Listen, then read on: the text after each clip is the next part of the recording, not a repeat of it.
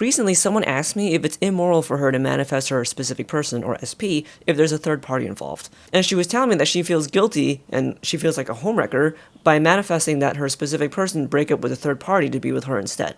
And so I was telling her, no, it's not immoral, for a number of reasons, and I'll tell you why. So the first reason is probably the easiest to grasp. You're assuming that this person, this SP, and a third party are good for each other or are happy together. And you don't know that. For all you know, they're actually unhappy and afraid to break up. Or they might seem happy and maybe they even think they're happy in their current relationship. But you don't know. Maybe when that person breaks up with a third party and is with you instead, that it turns out to be better for everybody involved. Like, for all you know, breaking up causes them both to, say, pursue their dreams or pursue their hobbies or be themselves even more deeply than they are now, and leads them to have much more fulfilling, rich lives than they would have had if they stayed together.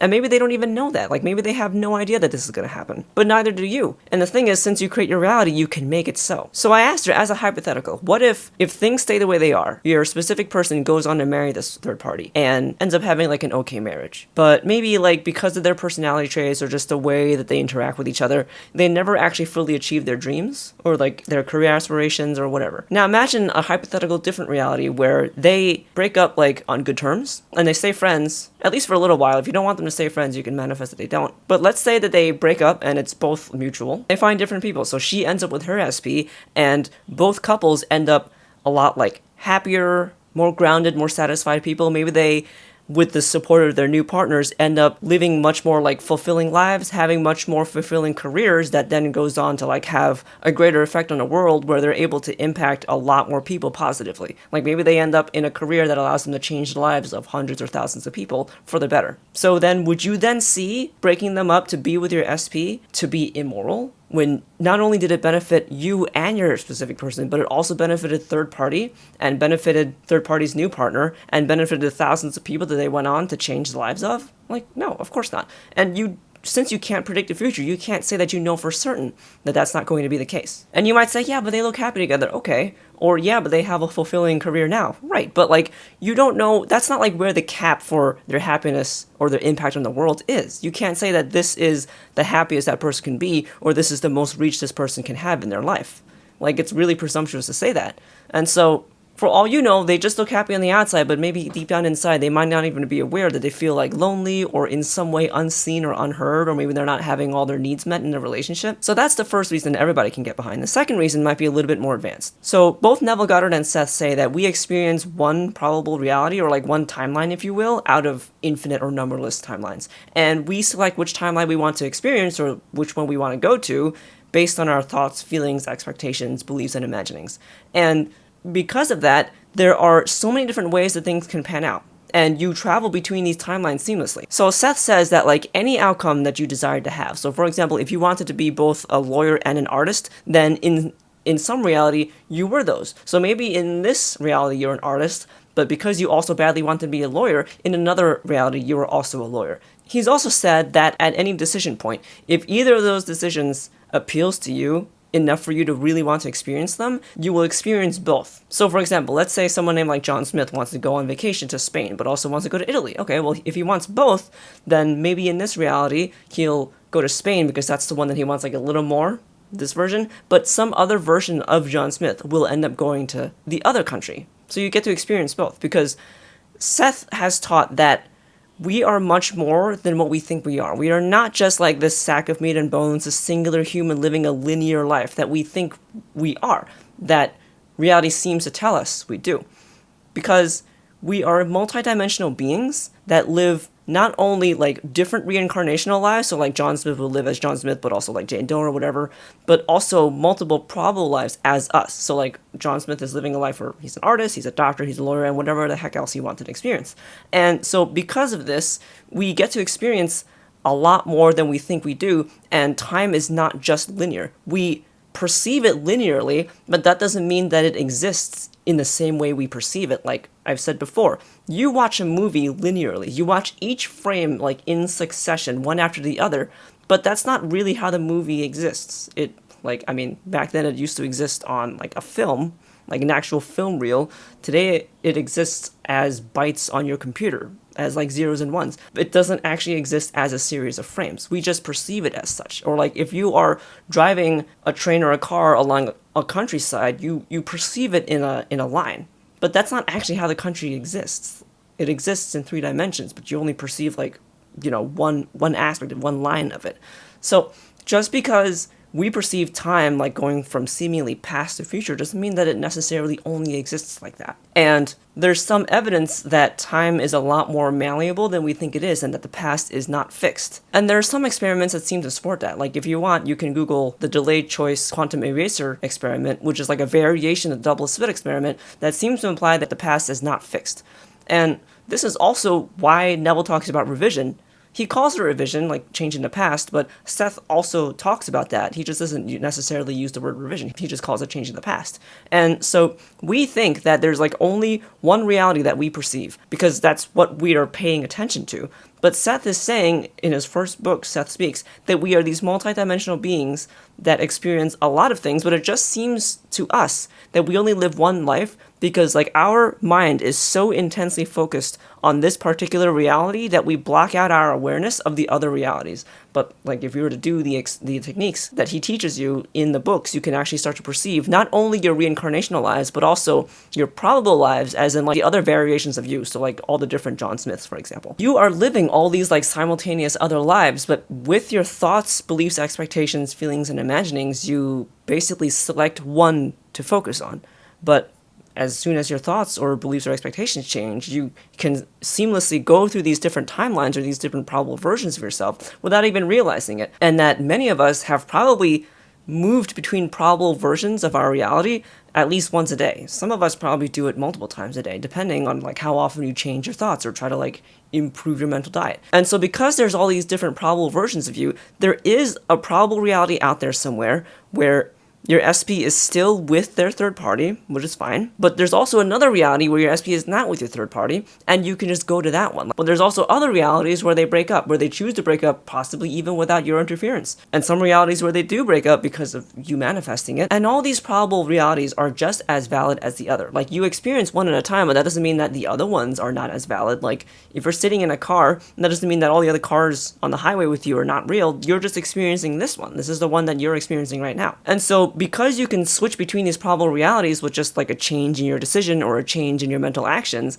you can just go to a different reality where you are with your SP, where they are not with third party anymore, they break up. And this is why Seth phrased it, you create your own reality. Not just, although it's still accurate, you create reality. You create your own reality because you get to choose, like I said, from your actions, which one you want to experience. So you're changing timelines all the time. And this doesn't mean that everybody else is like non-sentient or an NPC. Like, I don't want you guys to think that, because each person is validly still themselves, but because we're all multidimensional beings, you can change other people through this mechanism where, let's say that you disagree with your coworker and you think they're an asshole. Okay, in this probable reality, and possibly a few others, they are an asshole, but then if you change your thoughts, beliefs, and expectations about them, and you push them out to be different, then you will go to a timeline where they are not an asshole, where they're nicer to you. And that doesn't mean that they're an NPC, that just means that they are a multifaceted being, just as you are. Because think about it, there is enough proof out there to show that consciousness does persist after death. Like, I don't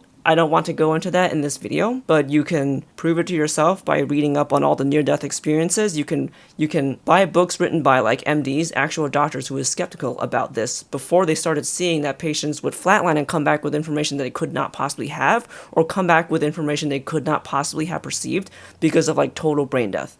And you can read into why a release of DMT and a lack of oxygen does not explain what they perceived. There's also other things that show that consciousness is non-local, like not localized to the brain, such as the CIA funding remote viewing, a lot of which has now been declassified, and which has been vetted by third-party statisticians to be statistically significant, as in like not just due to randomness. The success of it, I mean. And so I don't want to get into that here, but basically there's enough evidence out there to put forth the case that consciousness does not cease at death, that we are eternal souls, or like some part of us continues after death to retain our sentience and memories and personality. And so given that, if we were eternal souls, then would you not think that it would become boring to only live one life?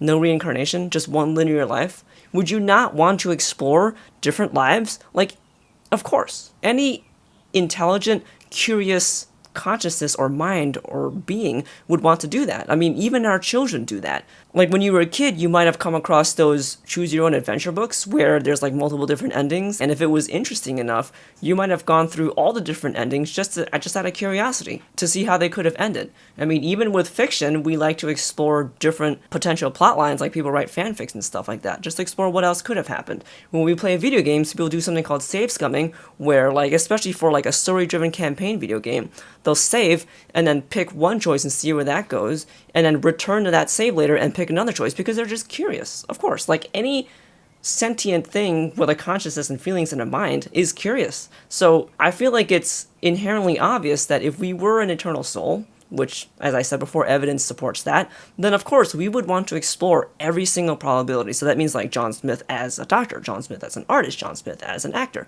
Other people are the same way, and that's why when you have this system of everybody is a multidimensional being, living different reincarnational and also different probable lives as like a one human, then you would have this situation where, because you can each seamlessly travel across these different timelines and select different realities based on your thoughts and beliefs, then you can both travel to a timeline that suits you without hurting anybody. So therefore, it's not necessarily immoral because you could just go to one where they have already broken up. Because of course, like, just like you'd be curious what it's like to be a doctor or what it's like to be an actor, would you not be naturally curious what it's like to marry this person next? People will marry, like, across all their probable lives, yeah, maybe 40% of all their probable lives as John Smith, they'll marry one person, but they might also choose to stay in 20% of those lives single, or maybe the other 40% marry somebody else. And so in that situation, it's not unethical. And you can't sit there and say, no, for sure, it's immoral because I know that in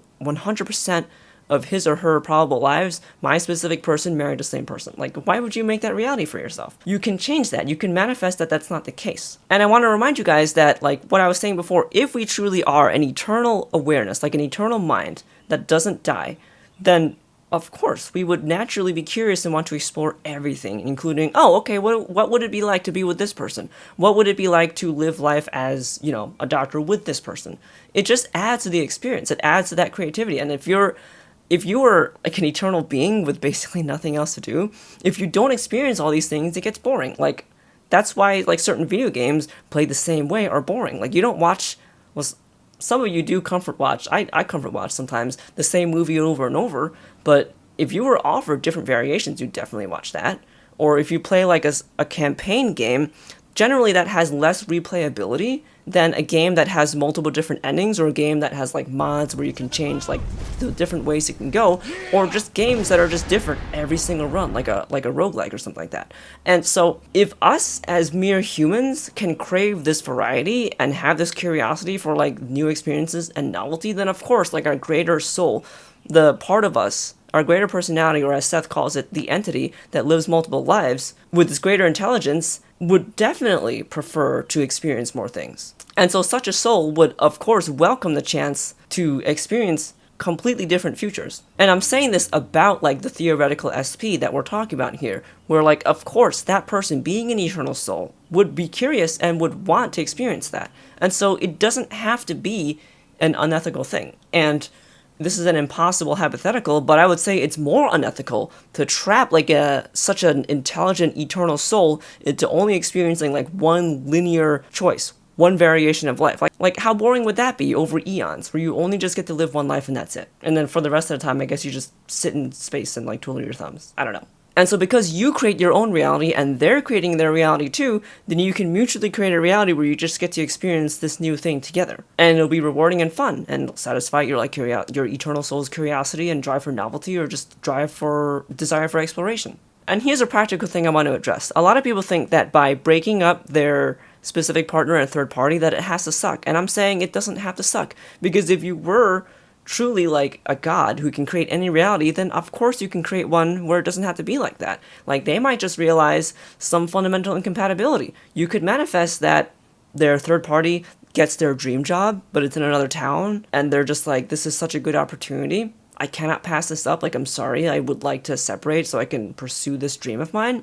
or maybe they get accepted to like an amazing school in another country or something, or they just find out that they've changed and drifted apart, and so their hobbies and their values or their desire for kids no longer aligns with each other, and they break up but they stay friends. And if you're the kind of person who doesn't want your partner's exes in their life anymore, then you can just manifest that at first they stay friends and they just like drift apart over time, so it's not painful. It's not like this no contact thing. They just naturally drift apart, as some people do. And so it doesn't have to hurt anybody. You can make it a good story for everybody because you have like infinite creative potential and you can write any story that you want to write. And lastly, I want to leave you with this. Seth and the other source teachers have said that the best thing you can do for yourself is to pursue what excites you, like do what's fun, essentially. And Bashar has talked about this where he said, follow your highest excitement. But there's a chapter in Conversations with Seth Volume 2 called If It's Not Fun, Don't Do It, where it's basically like an ESP class session. So Seth held these classes in the home of Jane Roberts, the author who channeled him. And in one of these classes, the students were having a lively debate talking about how crazy it is that Seth said do what's fun, because some of them could not believe that if people did what was fun and stopped doing things that weren't fun, that the world would still continue to function. Like, they felt like the world would completely collapse.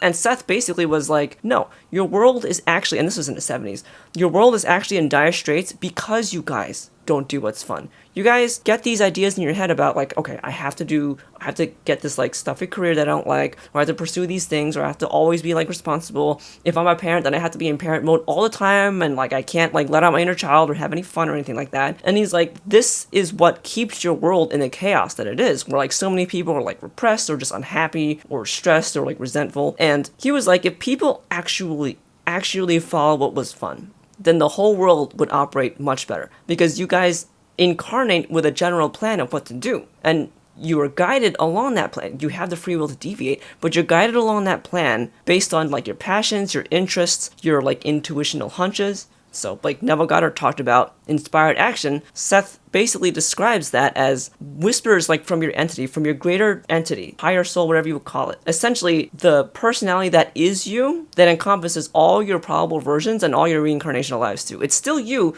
you're just like this facet of it. And like I said before, because we're so like dazzled by physical reality, we block out all other perception of it, and so we think that we're just as human because it's all that we can perceive. But like if you read the Seth material and you follow his exercises, you can start to realize your multidimensional self, and you start to get better downloads from it, like guidance, intuitional knowledge, psychic senses.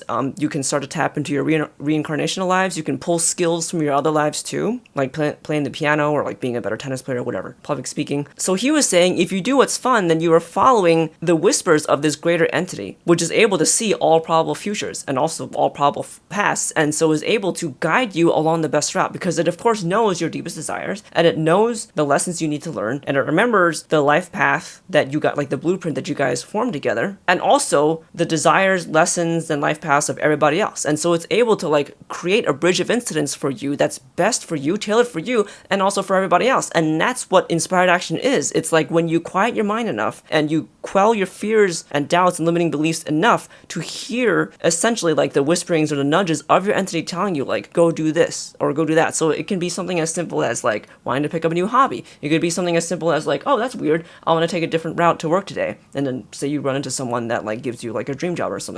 Or you just want to drive a different route today and you end up discovering a store or like a building or something, or running into someone that changes your life. So, and it makes at least theoretical sense to me, because I know that there are people who are passionate about being everything. There's people who are passionate about being engineers. There's people passionate about being farmers. There's all these people who are like cut out for and who incarnated with the plan to play a certain role in society. So Seth said that our world would be much better off if everybody did what was fun, instead of like allowing their fears or limiting beliefs to tell them otherwise. And so when people come to me and they say, okay, I want this, I want to manifest this, but I'm afraid of like yada yada, I'll usually tell them I think you should go for it, unless their desire is to actually directly hurt somebody, like to have them killed or be harmed. But like I said before, manifesting that your SP and a third party breakup does not have to be hurtful. You can go about it in a very kind, humane way where they're both happy and where they both thrive and benefit afterwards. And the sooner that you can let go of that guilt or that shame of doing this, and the sooner that you can see it from a different perspective where it's not necessarily immoral, then the better it'll be for you. Because if you have the belief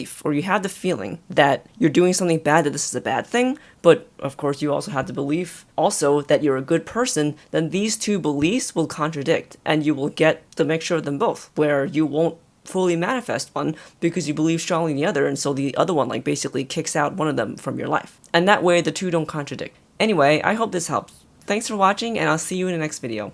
Bye!